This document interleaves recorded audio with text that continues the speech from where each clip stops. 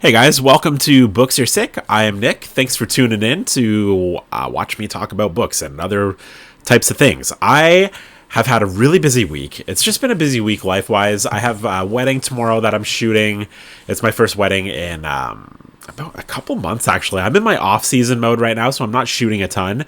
But I do have a February wedding, which does seem to happen every year. You know, there's a few couples that sneak in January, February, March, cold, winter, snowy weddings. They're actually a lot of fun. They're really cozy. I like them a lot. So I'm looking forward to it. And I'm going to be shooting some film tomorrow, too, which I really love to do. But let's get into books. I am going to share with you right off the bat what we are going to be reading for the Books Are Sick book club for the month of March. For those that don't know, we are doing nonfiction month for the month of March, and I'm very excited. I love nonfiction books. I want to get into a lot more of them this year, and so what I've decided to do is just read nonfiction books for March.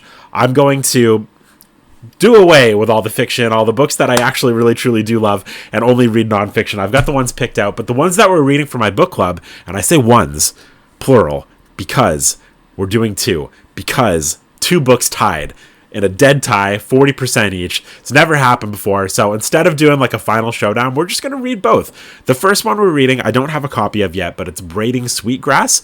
I've heard such wonderful things about Braiding Sweetgrass. I can't lie.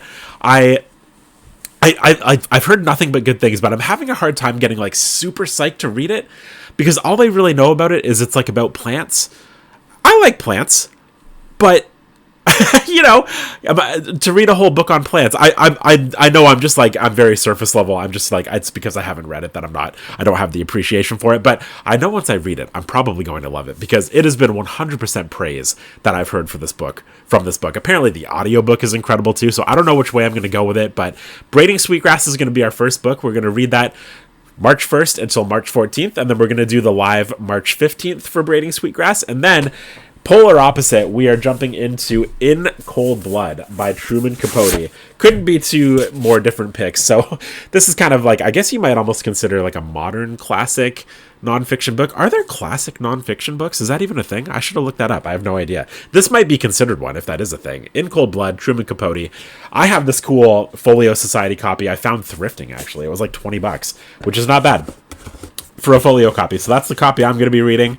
I have seen the movie Capote with Philip Seymour Hoffman, and it's been a while, but I remember really, really loving that movie. I feel like Philip Seymour Hoffman crushed that role.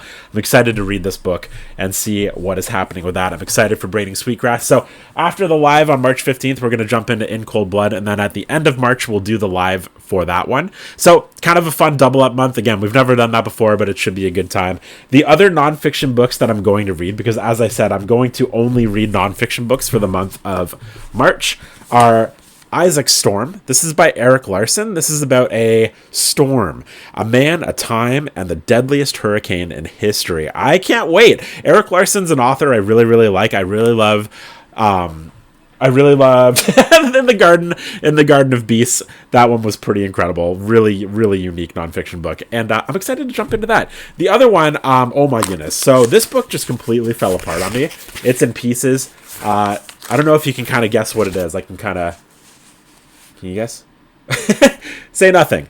This is the cover that completely fell. Well, it didn't fall off. I ripped it off. But Say Nothing is the other book I'm going to read. It fell off because the front. I don't even really know what happened, but the front part just kind of fell off.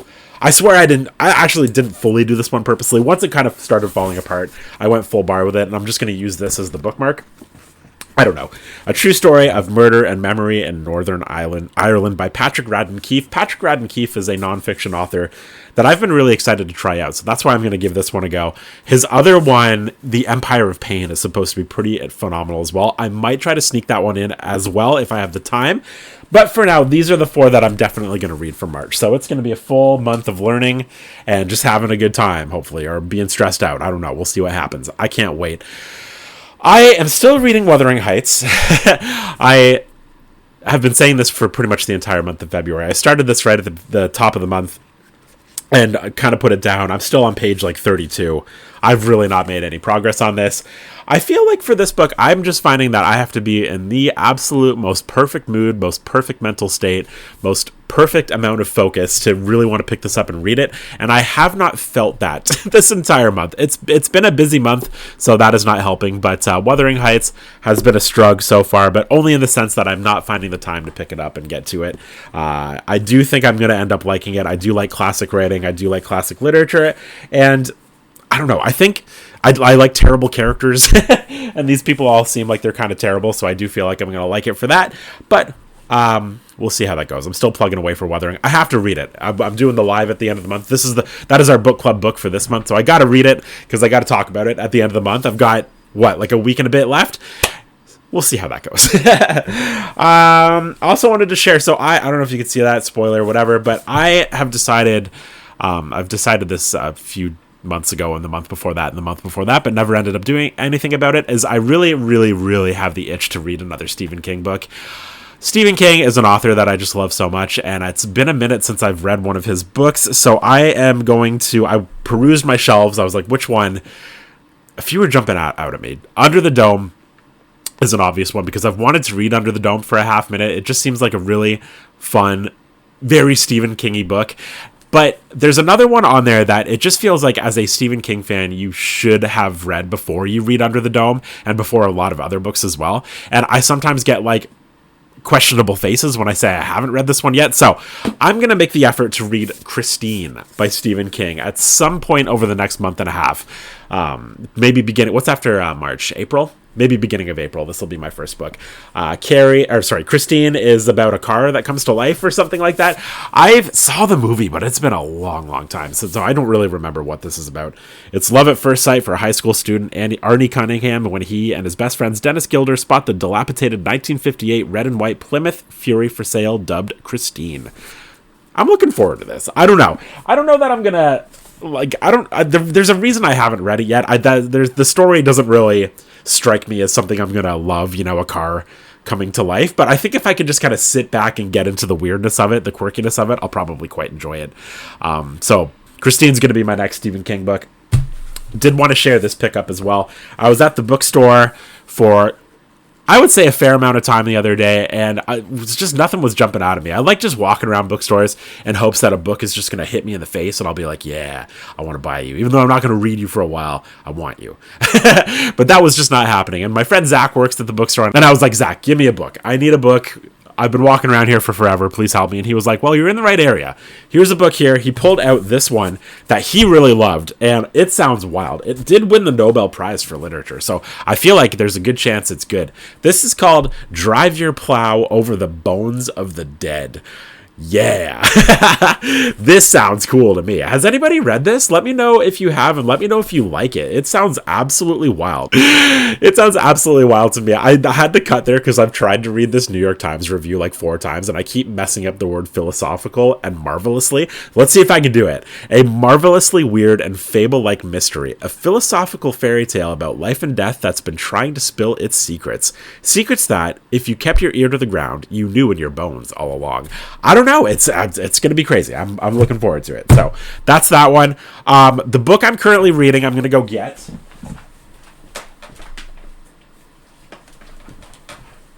Is this one here. This is The Heart's Invisible Furies. This is by John Boyne. Oh my goodness gracious. This book is so good. This is so good. And I've got to be honest, the reason I picked it up is because I had someone mention to me that it's their favorite book ever. And then when I mentioned it on socials, floods of comments saying, yes, that is the best book I've ever read. That's the best book I've ever read. This is the best book of all time. And I was like, what is even life? I've never even really heard of this. And I looked at the cover and the font, and I was like, meh. I was I'm not going to lie. I was judging a book on its cover. I was like, I don't know if this is for me. But then I started reading it. I'm halfway. This is a fairly long book. We're talking close to 600 pages, and the margins are not on your side. Small letters and lots of them on each page. But, oh my goodness gracious, guys. How do I explain how good this book is? This book is we're following the life of Cyril, who is Cyril. I hope I'm saying that right. It's an Irish name. And he's an orphaned young boy who we're following him after he's been adopted by these two people that George and Maud are their name, that are just, they're not good people. They're terrible human beings actually, but they are so funny. Their story is so funny. Anytime they are in this book, I'm just laughing uncontrollably. They are just the most hilariously awful people, and it's supposed to be funny. The humor in here is dark, it's dry, but it is right up my alley. I've never laughed this hard at a book, and I was not expecting that. Don't get me wrong, this is a heartstring puller, this is a very serious story, but oh my gosh, the humor in here is absolutely bananas. This book starts off too with Cyril's mother, who, as she's being kicked out of her town in Cork for being pregnant with Cyril, and we follow her as she makes her way to Dublin, and it's just really it's unique how it's laid out like that. The point I'm at now is they're both in like just finishing up high school, I guess you would call it over there. We also call it high school here. I'm assuming you call it high school over there. Yeah. It's I don't want to give too much away, right? But The Hearts of Visible Furies, absolutely lovely. I can't recommend this one enough, even though I'm not finished it yet. I am at the halfway point, and I can tell you that I can already recommend this because I've just been having the most delightful time with it. One of those ones that's just so hard to put down. Anytime I pick it up, I'm just getting sucked right in. I'm laughing, I'm crying. It's great. Really, really, really good. The Hearts of Invisible Furies. I'll say it a few more times because it is that good. I wanted to share this with you guys. I mentioned that I'm shooting some film tomorrow.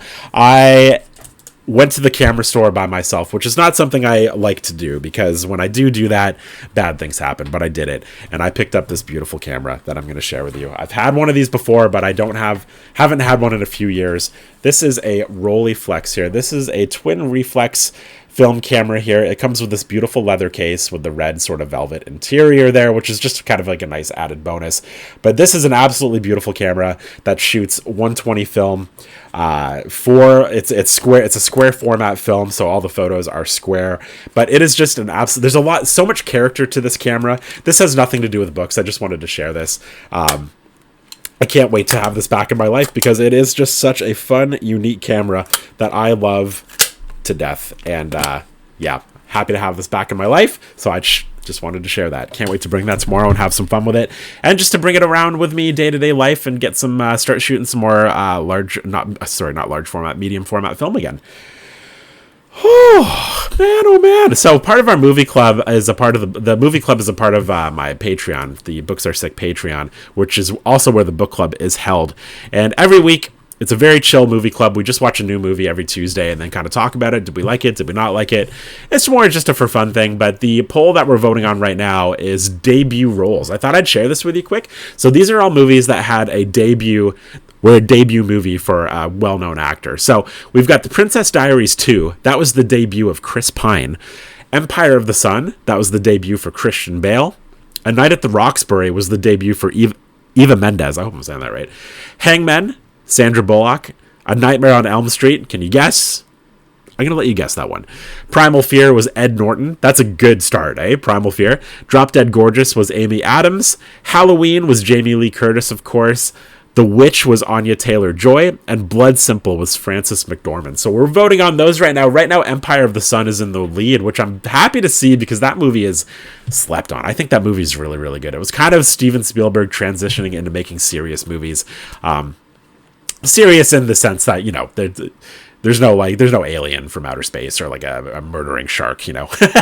But Empire of the Sun is really, really good. Stacked cast too. So that is winning so far, but Princess Diaries 2 is in a close second. So we'll see what happens. 71 votes in so far. So we'll see what goes on there. I'm still playing Stardew Valley on my Switch here. Just enjoying my life. Life is so busy, but thank you guys for tuning in. I know these videos have become a little bit hectic, but I still friggin' love doing them. I'm glad that you guys like tuning in still. And I will see you. Oh, the Book Reviews Kill podcast. Every Sunday. That is still going. I did want to mention that. It's been a lot of fun. I'm 3 episodes deep now. Book Reviews Kill on Spotify and Apple Music, Apple Podcasts. That is a podcast that I started doing with my buddy Evan, who is just the best dude ever. We just talk about books and just random stuff for an hour. So if you want to check that out, that is available every Monday morning. There will be a new one there for you. So that has been it for this week, guys. Thank you so much for tuning in. Really do appreciate you. If you want to join the Patreon book club, the link is below. big book community, lots of fun. We started giving everybody nicknames. We've got Mugshot, we got Beans McNally, we've got Sink, Red Stick, Countdown. Everybody's getting cool nicknames, and well, I mean, Beans McNally is, you know. Anyway, guys, thanks for tuning in. Love ya. Bye bye.